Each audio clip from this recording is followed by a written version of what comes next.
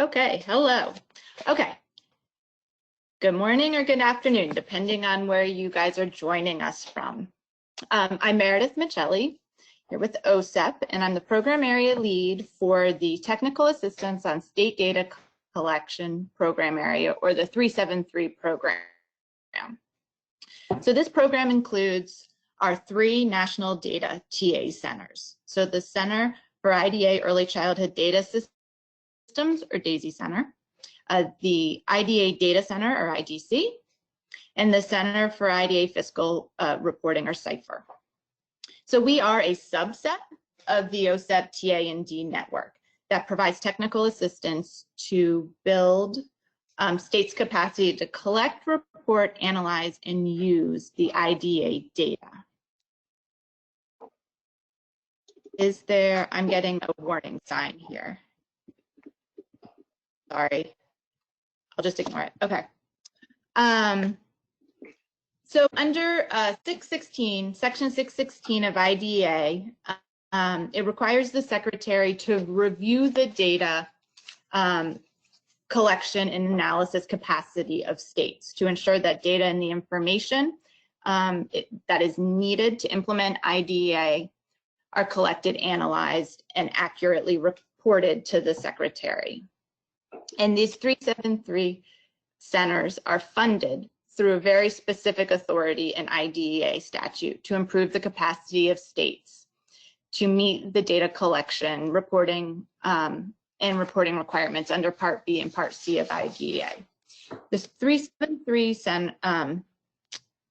so we are thrilled to have as many folks from outside the 373 program join us today. And we have adjusted our session a little bit to make it the discussion more applicable to a broader or more diverse audience. So we'll go ahead and get started and go from there.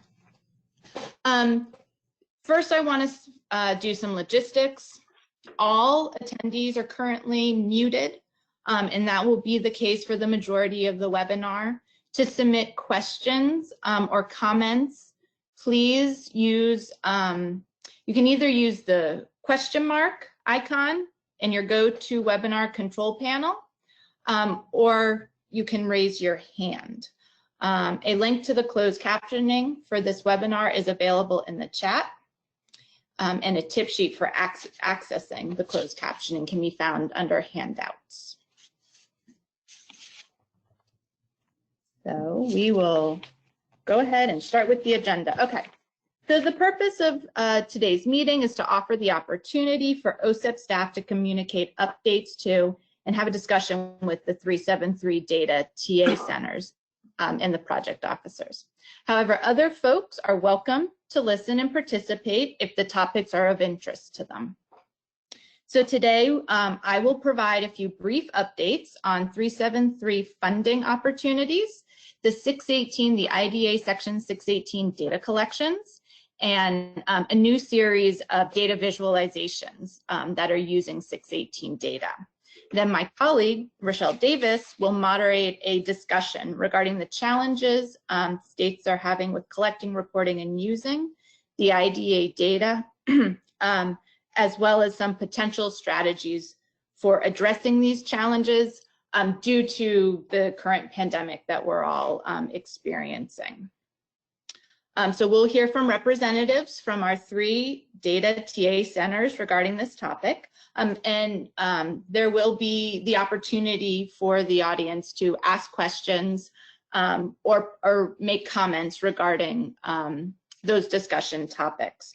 So again, if you have a question, you have the ability to submit it through the chat or the questions panel or box, or else raise your hand when we open it up to the group.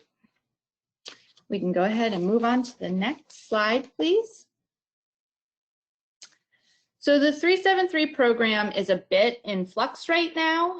As I noted before, we currently have 3 national data TA centers, the DAISY Center, IDC, and CIFR.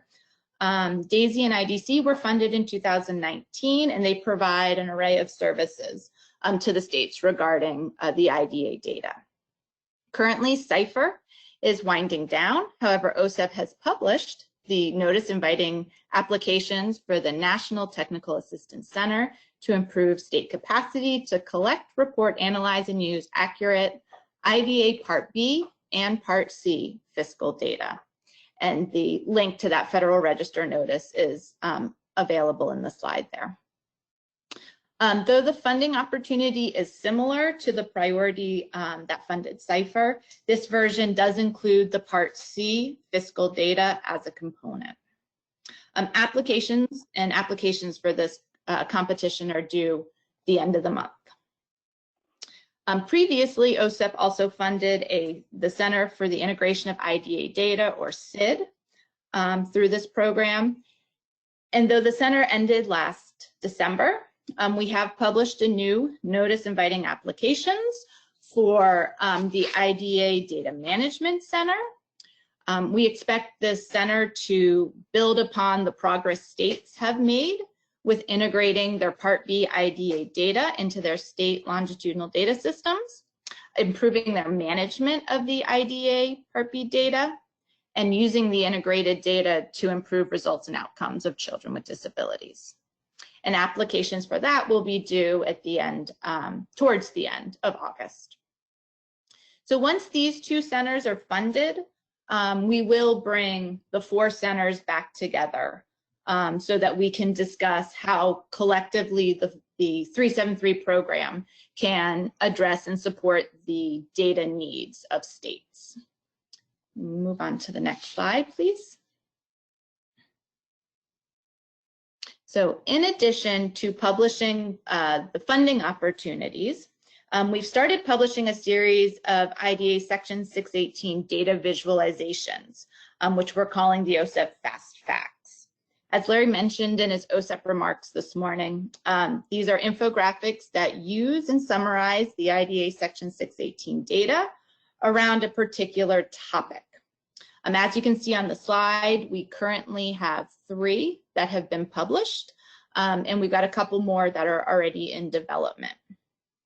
So we really, again, focus these on the 618 data. We do pull in some other data sources to use as denominators like census data, but we're really trying to highlight the 618 data in these visualizations. And as you can see, 2 of them are focused around what the 618 data tells us regarding specific disability categories. And then the 3rd one, most recently published, is focused on infants and toddlers with disabilities and using the Part C data. So we really, or I challenge the 373 centers as well as all the other participants to try to think about ways to incorporate these fast facts into your work with states, with districts, with parents, with your students as we move forward. I think they're very cool. They're interactive. If you're online, you can print out a PDF version, but they are interactive if you're online, and they provide a lot of great information. So we're very excited about those fast facts. We are also open to suggestions should there be topics of interest or different ways that you can think of to visualize or portray that 618 data. So feel free to get in touch if you have some suggestions on that. And we can go on to the next slide. On the data collection front, I wanted to make sure folks were aware that we currently have the Part C Section 618 data collections out for public comment. So these are the data elements and the reporting instructions for the Part C child count, Part C settings, Part C exiting, and Part C dispute resolution. And this really, they're out for public comment because they have reached their expiration date, their OMB clearance expiration date. And so we needed to put them back out in order to get our additional or another 3-year clearance, OMB clearance. We are not proposing any changes to these forms at this time. We are, however, asking if folks are interested to provide information on how COVID-19 and the pandemic is impacting the reporting of the data. So that's kind of the one difference for these compared to the previous data collection forms. So on a side note, the Part B 618 data collection are included in the EDFACS dataset information collection package. So that was approved by OMB, I think it was about a year ago, and that was for the SY 1920, 2021, 21-22 data. And so it'll be another year or so before those go back out for public comment.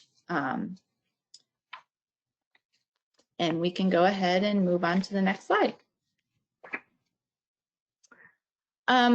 So although we're not putting out the Part B data collections for public comment through an OMB information collection clearance process, we do have at least one big change for next year due to what's going on in the world today. And so due to the pandemic, states have requested, and our Office of the Elementary and Secondary Education has approved assessment waivers under ESEA. And so for this reason, we're not collecting the assessment data next year.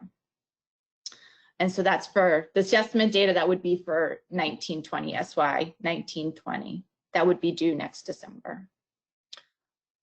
And so I will stress that the department is not collecting these data. So this is not specific to just children with disabilities. It applies to the assessment data for all children. Other than that, we don't really anticipate changes to the data elements or data timelines for the other 618 data collections for next year. We are asking that if states have concerns or challenges with reporting the data to us, timely, complete, and accurate data to us, to please get in touch with our Partner Support Center prior to those data, the due date for those data, so that we can proactively work with those states with how to report what they can report or addressing their concerns or challenges. I will say that I think data notes will be particularly important in this year's data submissions, 618 data submissions. You know, we're really going to need to be able, OSEP as well as external data users really need to be able to understand what's going on. Why are they seeing what they're seeing in the data? I'm sure we will see differences and changes due to the pandemic. So we need to try to capture that information in those data notes and publish that along with the data come next fall. Not the one coming up, the one after that. And so having said that, I'm going to go ahead and turn the virtual stage over to my colleague, Rochelle Davis, and the representatives for the 3 national data TA centers, so that they can talk a little bit more about data quality in the time of the COVID-19 pandemic. Rochelle? Excellent. Yeah, thank you, Meredith.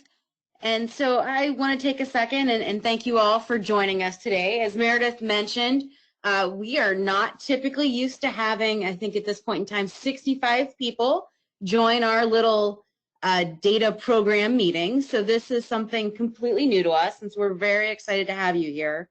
Us data people, we get really, really, really excited when people want to hear about our data, so we can get to talking. So hopefully you guys are ready to talk with us. What I'd like to do, just because I do see so many names that I'm not familiar with, if you can just take a quick second and in the chat box, just say kind of like what your role is, you know, what program you're typically associated with, so that we can have some idea as we go through this as to who's on the line, if you will. And so I don't think the chat will show up to everybody, but we can certainly read through it a little bit. So if you take a second, I'm going to keep talking, but you guys go ahead and do that in the chat box. So, as Meredith mentioned, we have panelists from our 373 data centers. The first data center is CIPHER, or the Center for IDEA Fiscal Reporting, and their job is to increase the capacity of states to collect, report, analyze, and use high-quality IDEA fiscal data. And I believe they were Part B at first, and then the new center is being competed as Part B and C. And then from CIPHER, we have Jennifer Har-Robbins and Dave Phillips. Our second center, and there's Dave there on the camera. Our next center is Daisy, and Daisy is being represented today by Robin Nelson and Bruce Bull. And Daisy is the Center for IDEA Early Childhood Data Systems, and their job is to work with states to increase the capacity to collect, report, analyze, and use high-quality Part C early childhood data. And then our last center is the IDEA Data Center, or IDC, and they're being represented. Okay, so peer pressure is happening. Here we go. So they're being represented by Julie Balmer, Gina Mullins, and Tom Fiore. And they're tasked with increasing the capacity of states to collect, report, analyze, and use high-quality IDEA Part B data. So those are who we have with us today. So let's see who we have on the phone, if you will, or on the computers with us. So we have folks that are associated with PTIs. We have co-PIs for a 325 grant. Several people from the National Center for Deaf Blindness. We also have Anna Mark, who was a former SID deputy director. And so that was the Center for the Integration of IDEA Data. And they ended a couple of months ago. We have an IDEA Part B data manager, additional staff from our centers. Let's see here, some more PTI folks, more personnel prep. We have a SPDIG manager. So it looks like we've got a little bit of everything. We have some OSEP staff, and we even have Evergreen Consulting, who's one of the evaluators for a couple of our projects. So excellent. Feel free to keep adding in more. I don't want to delay us too far. So the idea for talking about data quality in the time of COVID has kind of been this ongoing question. When we first, things kind of shut down back in March, and we had the first discussion about assessment not being collected. It was kind of this, oh my goodness, what are we going to do about data? What's our data going to look like? And so that was kind of that initial shock to the system, if you will. And as time has progressed, we've kind of gotten to think a little bit more about it, and so have the states. And so we know that states and OSEP and those of you that are associated with data collection, period, have a lot of concerns and questions related to data collection and data use as it relates to these data that have been impacted by COVID. I feel that we're very fortunate to have our centers as that connection between OSEP and the states to really be able to not only provide the TA, but also get the information so that they can customize their TA back to the states. And many times they are in the best place to have the best understanding of what's going on and what the states need. So what I'd like to do at this point in time is we're going to use a round robin format. So we'll start with CIPHER, and then we'll have them go through, and we're going to ask a single question first, and then representatives from CIPHER will answer, and then we'll give Daisy and IDC both time to answer. And then once that's completed, what I'd like to have us do is open it up to the audience. You can either A, raise your hand, not actually on camera because we can't see you, but on the virtual hand, or you can write a question in the chat box, and we'll try to get to all of them. We're going to look at probably approximately 5 minutes of time per question. If we have additional time, we can always extend it or come back to it. So that is our plan of attack for this point. And so our first question is kind of just to get us started and kick us off. So Dave and Jennifer, what do you see as the single biggest COVID-related data concern your center is hearing from the states? Hey, Rochelle, thank you. This is Dave Phillips, and co-director of CIPHER with Jen Har-Robbins. And the biggest concern we're hearing is not directly related to data, but I think it's one I imagine many folks are hearing, which is the potential budget shortfalls that LEAs and SEAs are going to be facing coming down the road. As you'd mentioned, things really started to sort of shut down in March in many, if not most states. And there's a real potential for some tax receipt shortfalls for states and local education agencies as a result. And so the concerns we're hearing from states is a lot about what are we going to do if we are facing some severe shortfalls in terms of the maintenance of state financial support requirements, and also in terms of LEA MOE. And there's already been we've had a lot of discussions with states who have often had questions from their LEAs about supplemental funding like the CARES Act, and what the implications are for local education agency maintenance of effort. And there's a lot of confusion there. I mean, folks are already sort of getting questions about, oh, this is great. Can we use the CARES Act money? Then we don't need to, we can use that to meet effort at the local level, for example, which is not true. That for IDEA in particular, there are no changes at this point in terms of maintaining effort. So that's in a nutshell, that would be our biggest issue that we're hearing right now is what's going to happen with potential budget shortfalls and what could be the impact on the data going forward. Great. Thank you. I appreciate that. So I think we have a hand raised. Is there a hand? I hear something in there. Okay, the hand went down. Excuse me about that. Still learning how to work the system here. So at this point in time, what I'd like to do is turn it over to DAISY's representatives, and we see Bruce on camera here and Robin. What does the single biggest COVID-related data concern that DAISY is hearing from the states? Thanks, Rochelle. This is Bruce Bull.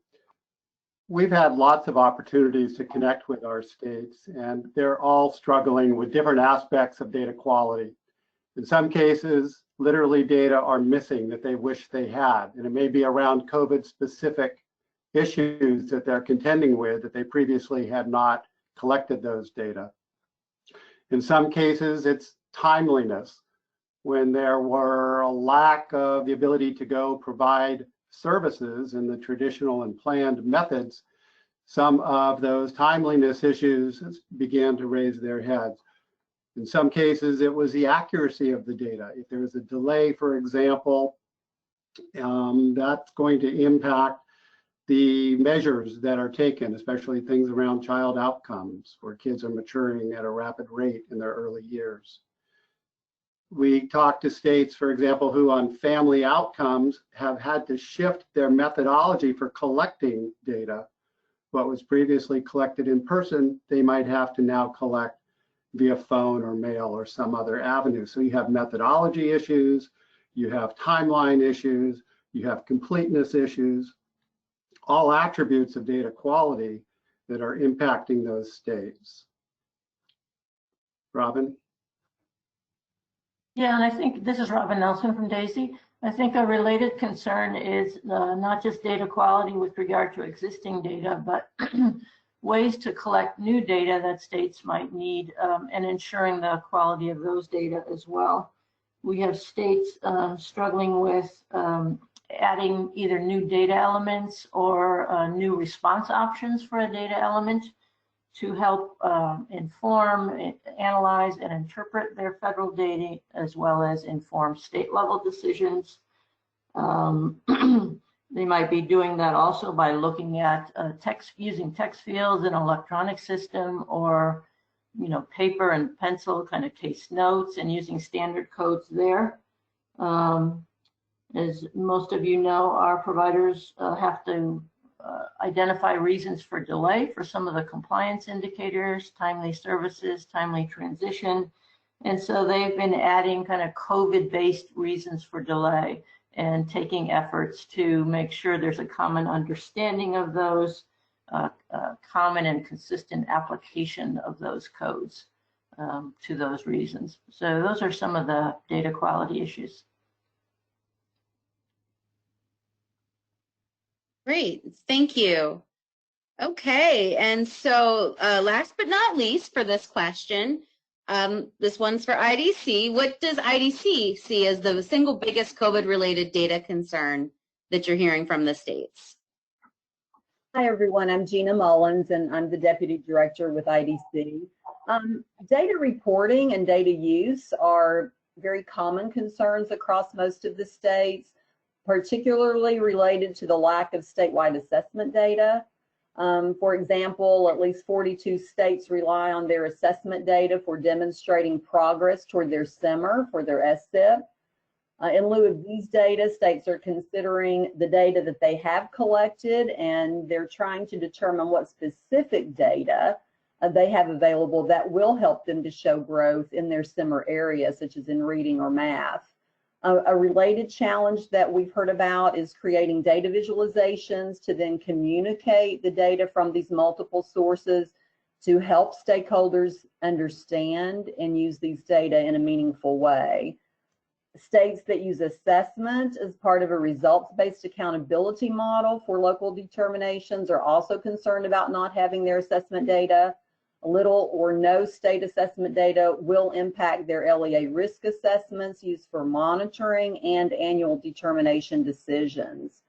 Given the school closures in the spring, of course, and the anticipated school closures in the fall when states generally do their on-site monitoring, there's also concern about how to effectively gather their monitoring data. For some, they are anticipating an increase in the number of their non-compliances and a decrease in the correction of their non-compliances due to the lack of attention that districts have been able to devote. So those are a few of the challenges that we're hearing when we work with states. Great, thank you, Gina, and thank you to our panelists. At this point in time, I know that we have a diverse group on here, so if you guys have some data-related concerns that you're seeing with your customers, feel free to either raise your hand or put them in the chat box. I know that we have one hand raised right now, and that would be Donna Spiker, who is the project director for DAISY. So if we can figure out how to unmute her, we can give her the microphone here. Yeah, I think I did that by accident, Michelle. Oh, well, it's good to hear from you. Yes, it's very interesting so far. Okay, great. Okay. Anybody have anything? It's going to be a really short meeting if we don't get this audience participation going. So I guess it goes both ways. Anybody? Okay. Well, we'll move on. Maybe the next question will be the real go-getter. So as we're looking at this next question, you know, one of the things that we talk about and we think about it as people that are really involved with data is that we really try to make sure that our data is as perfect as can be. And so it's sometimes hard for those of us who are kind of those data wonks to let go and know that the data may not be as perfect as what we're used to.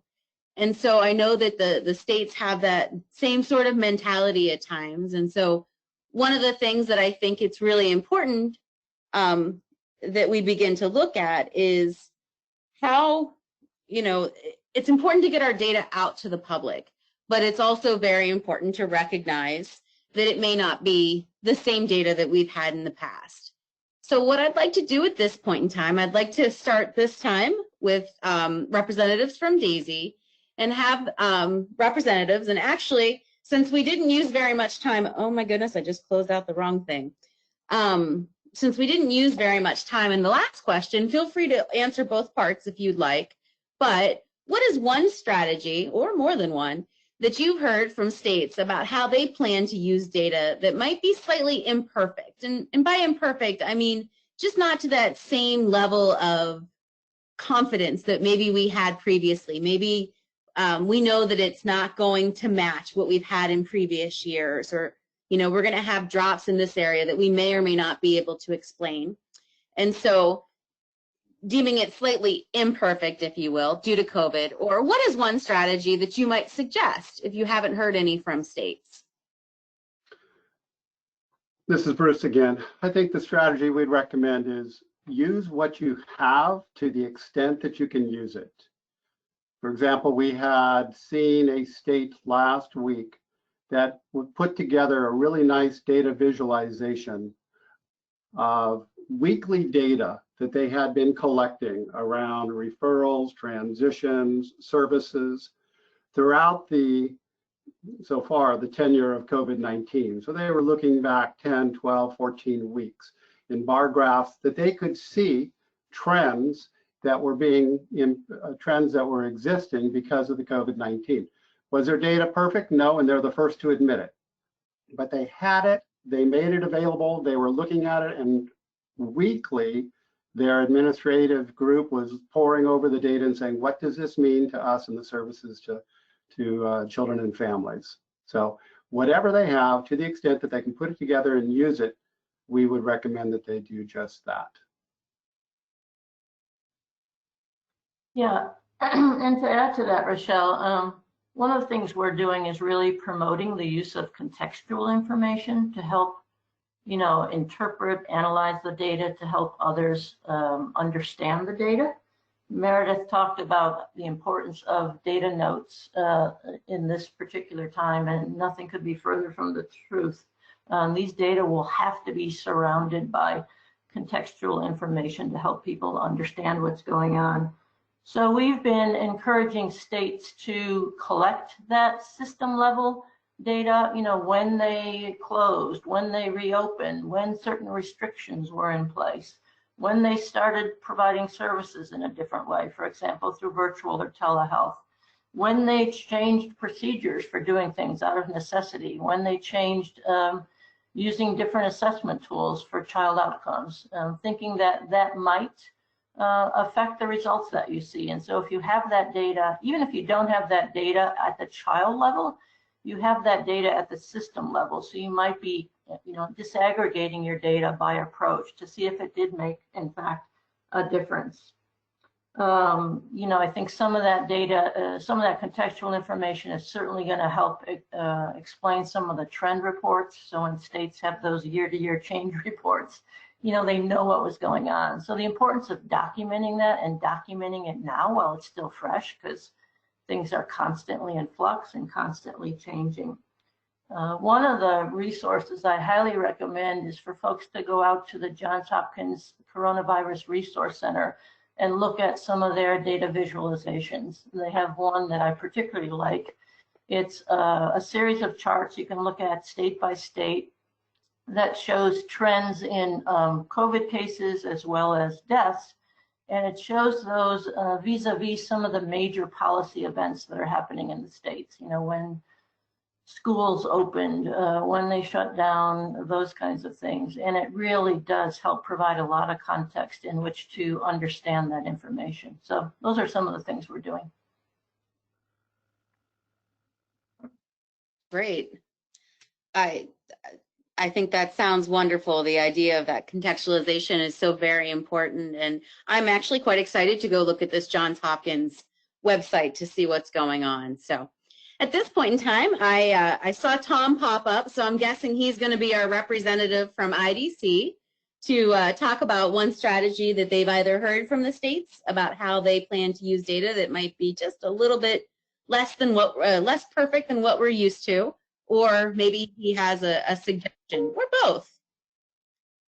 I'll kind of go with both, but it's all going to be quite limited. Again, I am Tom Fiore, and I am the co-director along with Julie Bomer of IDC. So what I'm going to start with is just a couple of things that we've heard from states that they're doing.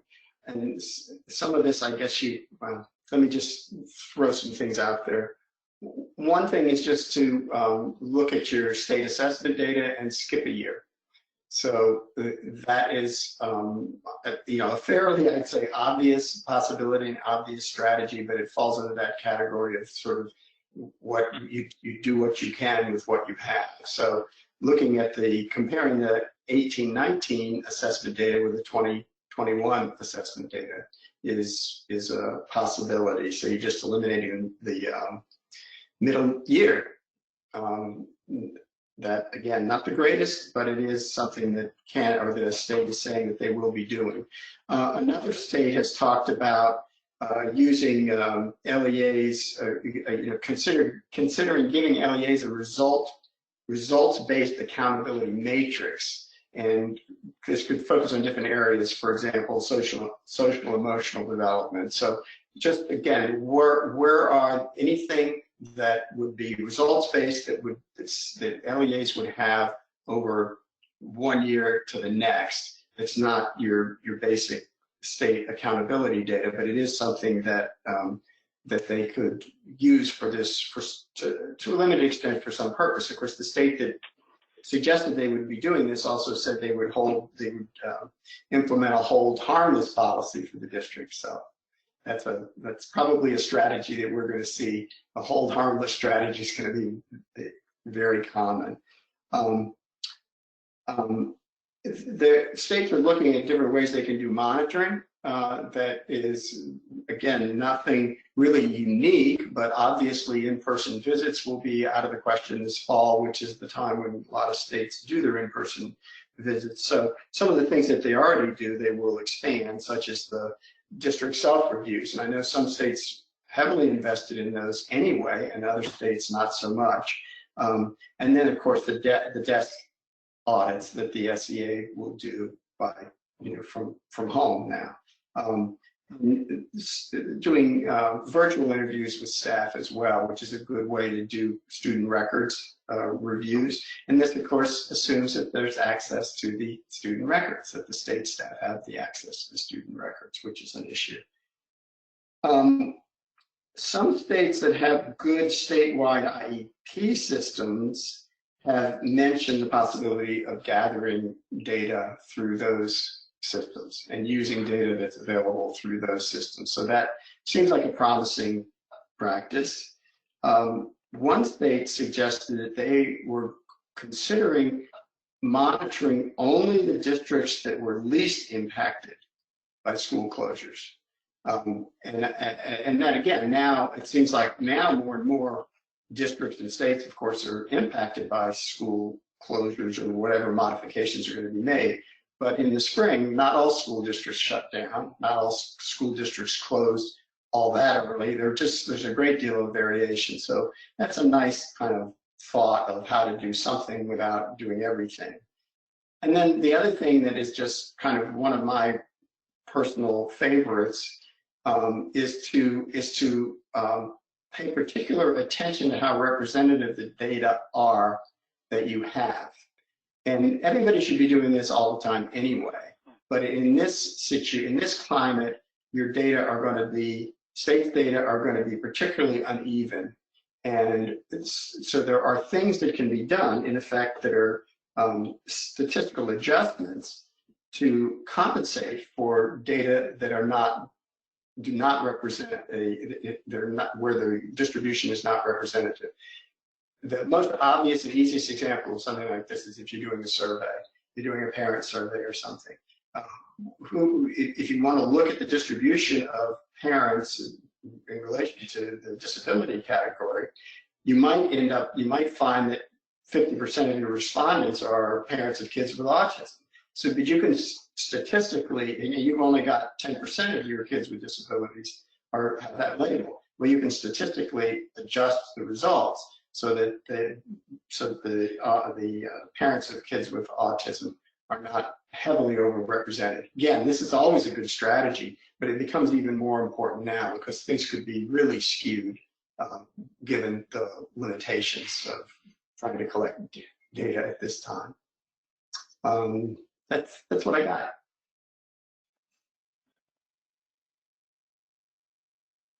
Okay, if you have Bingo Square where the facilitator talks on mute, you get to put a check there.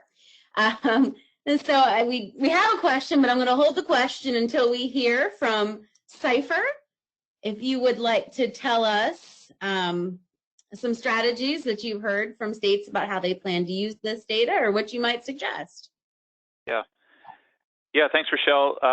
Dave Phillips again. This is a little, a lot of the work that we do on the fiscal requirements is a little different. I mean, if you say, imperfect fiscal data, sometimes people will think, jail. So it's it can be. So I think the main challenge, though, that it kind of relates to what we've been hearing from states so far, and a lot of the conversations we've had around the local education agency maintenance of effort requirements in particular, as well as the state maintenance of support requirements, is that to make sure that they have the states and consequently their LEAs have a really firm handle on what the requirements are. So for local education agency maintenance of effort, for example, I mean, that whole thing's still rolling on, right? Like they're still doing all the reporting they need to do. The local Part B grant applications just went in. States are allocating their federal IDEA monies out to LEAs. So all that's still happening. And we, have also heard about folks that are just struggling, like I think all of us as humans during this pandemic right now, in terms of just remote office and things like that. But it's in terms of I guess the imperfect part, to try to avoid any potential challenges for LEA reporting, for example, is to really been reminding our states about some of the procedures guides that we've developed, some of the quick reference guides that we have that can be distributed to LEAs too. We've developed some state to local education agency maintenance of effort professional development tools, and so that we would just to remind states that I think a lot of people will be potentially challenged with what to do with LEA MOE is one that's really top of mind for us in terms of staffing changes, in terms of potential pretty big fluctuations in students with disabilities in districts, depending on what this next school year looks like. Those kinds of things, just to make sure that the local district representative with IDEA fiscal responsibilities has a really good idea about what the requirements are. Then they can address the challenges associated with making sure they're continuing to meet those requirements as we get through this time. Great, thank you. And it looks like we have a couple of questions coming in here. How are they working? Okay. So we had a question come in through the question box, and this is actually from Alice Ridgway, who was a former data manager from Connecticut. So welcome back. And so her and Nicole are here as project directors for our Early Childhood 323L program, which is a personnel development program for leaders, I believe, in early childhood. So if I've gotten that wrong, feel free to raise your hand and correct me on that one. And so the one question that she posed was, how are all of these good suggestions going to get to the states? For example, her state is providing EIS over age 3 until schools open, and this makes our 618 data a little harder to collect. So I don't know if any of our panelists have an idea of a good suggestion on how we're going to get that information to the states. If not, I can certainly make something up.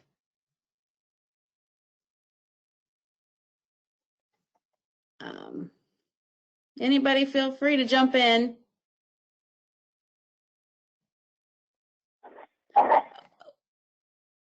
Okay. Well, I think one of the ways that we can definitely work on getting this information to the states is that, and I know that our TA centers do work very closely with the states. And so, many of the suggestions that we've heard or the information that they've relayed today are things that they would normally communicate with states about. So I think that that's one way, just through general conversations with liaisons, to each of the states in order to get that information across. You know, as far as the provision of EIS over the age 3 and making your data collection harder to collect, I think that that's a concern that the data folks here that OSEP and Ed have been working with as well. We have a couple of data issues that we're trying to figure out how to provide guidance on, and certainly this would be one of them. And so once we get that together, we'll make sure that we get that out to you.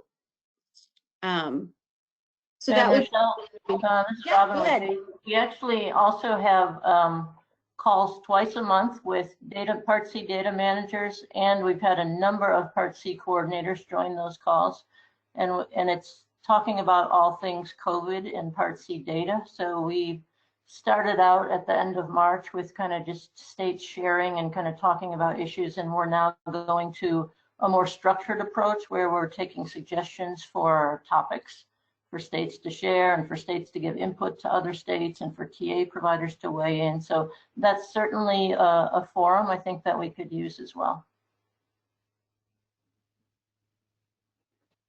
Great, thank you. And then I know that we have a hand up. Whoever our hand worker is, if we could unmute the hand, that would be great.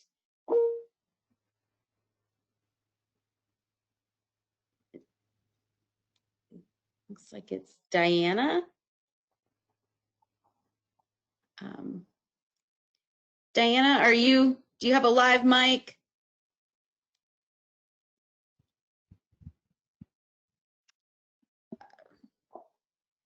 Maybe. Okay, the hand went down. So not seeing any other hands at this point. If your hand came down by accident, Diana, just let me know and we'll get you back into the question and answer session here. So at this point in time, I think we're going to move on to our final question of the day. And this question really builds on kind of what we've already been talking about. And so, you know, we've talked about how we can possibly use data that may not be at the same level of quality or the same consistency that we're used to. And so if we're going to use it, you know, it's going to be important that we have to talk about it and how we want to do that, because, you know, suppressing it and keeping it from the public isn't going to necessarily be an option. And we want to make sure that our students with disabilities get counted too. And so we need to think about how we can do that. So what I'd like to do is begin. I think we've started with Cypher and Daisy, so I think it's IDC's turn. So what is one way your center can support states in having conversations with stakeholders about what these possibly imperfect or anomalous data can or can't tell us, and how to use these data appropriately? Thanks, Rochelle. I'm Julie Bulmer, as Tom Fiore mentioned, one of the co-directors of IDC. So one of the things that we wanted to share was that it'll definitely be important for states to be able to really dig into the data that are available and to be able to look for patterns in those data as they're thinking about having those conversations with stakeholders and sharing those data with a broader public. So, for example, looking at different levels, what is going on at a regional level, district level, school level? Are there regions of the state that look very different than others because they may have had different shutdown policies and online learning policies in place? Are there parts of the states where maybe kids were prevented from accessing online learning due to not having the internet for various reasons? Also looking at other variables such as gender or age or race ethnicity or poverty indicators, and really digging into some of the equity issues that states might be facing given the circumstances. For example, is the state seeing that certain racial ethnic groups had higher dropout rates than others? What factors could be contributing to that? For example, how much of that was due to kids just not being locatable? And also, what about gender? You know, are there differences for boys versus girls with disabilities? Also, what do year-to-year changes look like? Looking at the data from the current year, even though we know it's not great, it's not perfect, but comparing it to last year, could help identify those areas where the data really do look different and states might need to dig in to really understand what's happening. So IDC has a variety of resources that are available to support states in really understanding the data that they have available and what those data can tell them, such as our Success Gaps Toolkit, our Outlier Analysis Tool, and our Data Meeting Toolkit, which can help states structure and have conversations with all kinds of stakeholders about their data. So combining some of these strategies can help states really understand the data that they have. So when they are ready to communicate those data to stakeholders, whether that's via data visualization or some conversations that they may be having, they'll really be able to do so in a meaningful way that will then result in a productive dialogue. Great, thank you. Okay, so I think we're going to move on to Cypher.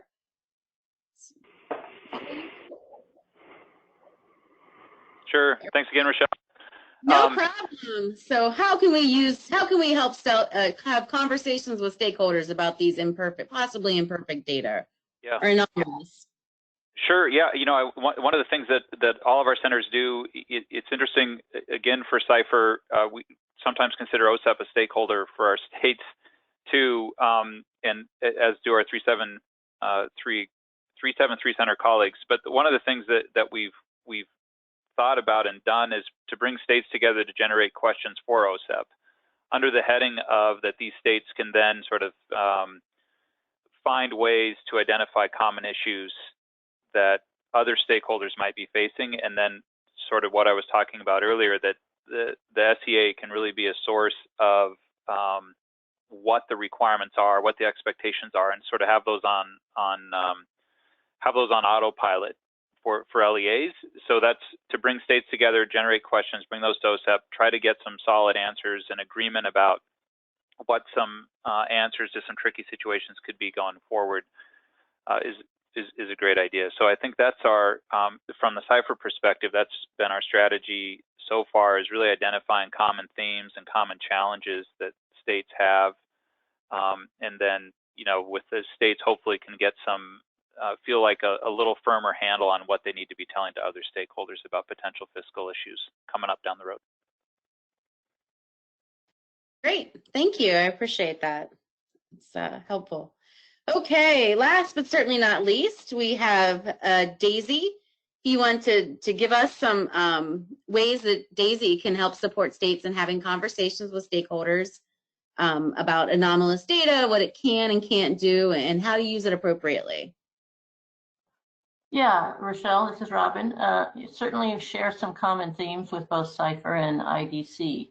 One of the things that got us started on this was, as I mentioned in response to Alice's questions, at the end of March, we started having twice monthly calls with Part C data managers and a lot of Part C coordinators. We typically had 70, 80, 90 people on a call. It was a great forum by which states could share information with other states, not just on what they were collecting, but what were the common questions they were being asked. What ways were they presenting data, sharing that with agency leadership as well as other stakeholders. Certainly some of the questions that are coming to the forefront right now are about the fiscal impact of COVID. And largely on the basis of those calls, we put together a document that we call Key Considerations for Part C Data During COVID. We released that document last week and held a webinar to release it, where we explained the purpose of that document and some of the content of it and how to use it.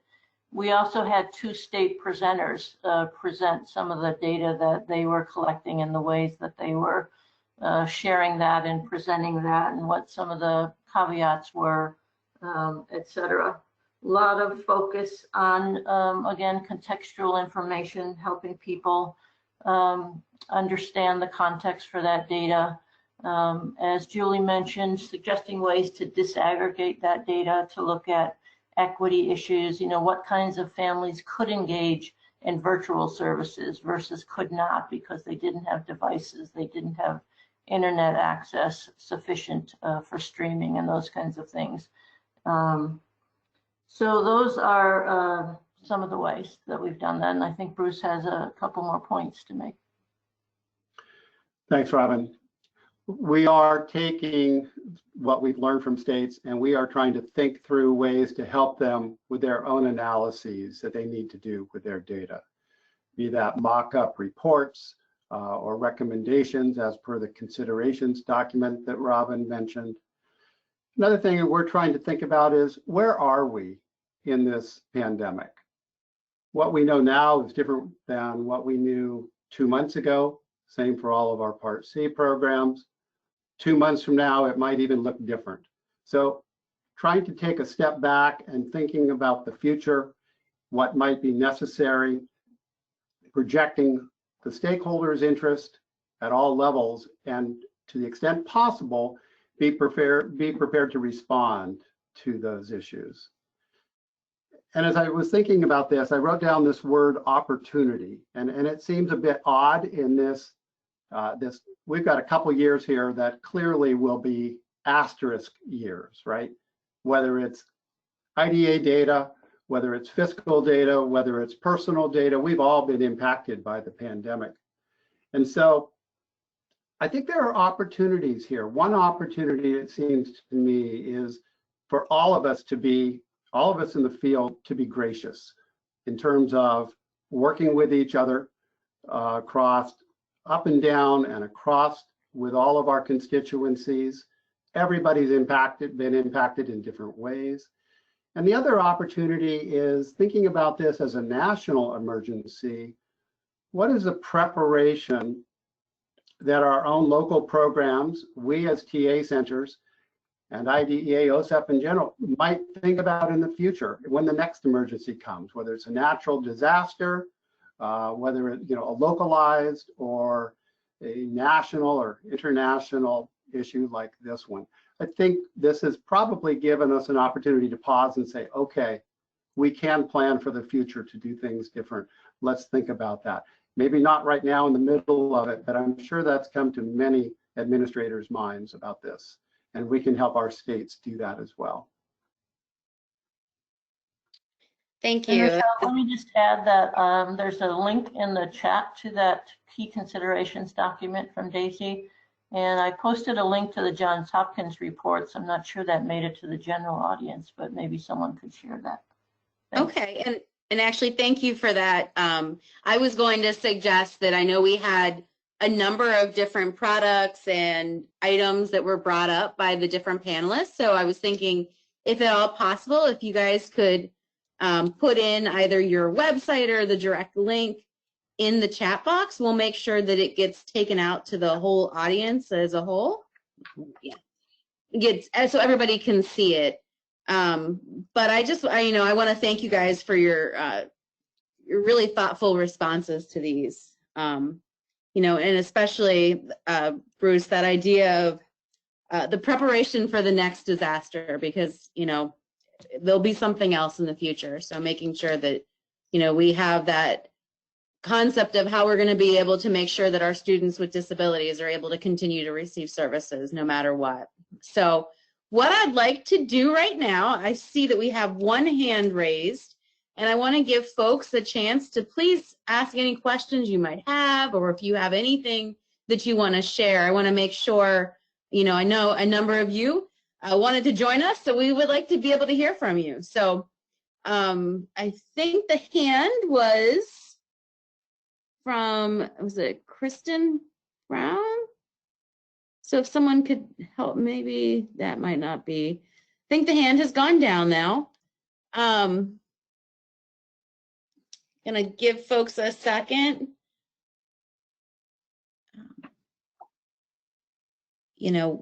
As folks are trying to think, one of the things, OSEP as Meredith and I, and then Amy and Becca, we're really starting to put forward what we're going to be able to, how we're going to be able to support states in conjunction with our TA center. So, this is going to be quite a lot of opportunity for all of us to work closely together and make sure that we're getting the best information we can out in the most efficient way possible. So I'm seeing nobody. So I see a hand. Cornelia Taylor, if somebody could help me get her mic open. Hi, this is Cornelia. Can you hear me? I can. Hi, I just, with the issues around assessment, I think, you know, our take on that when we look at children birth to 5 is a little different because they're still collecting their C3 and their B7 data. And I think it's an area where we've been providing a lot of technical assistance. And we also have developed a lot of really great resources in collaboration with ECTA about how you collect information, assessment information virtually. Mm-hmm. And then speaking to Bruce's comment about opportunities, I think, you know, we're really expanding the capacity of local programs to use technology to interface with families. And I think the more ways that we can communicate with families, the more successful we can be. And so I think that's a really good opportunity. Yeah, I agree. I think that really is. Thank you for that. Anybody else? Okay. Well, wait, we got a question.